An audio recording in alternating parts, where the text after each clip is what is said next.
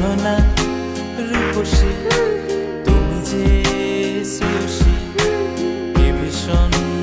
উদাসী প্রেয়সী, না না না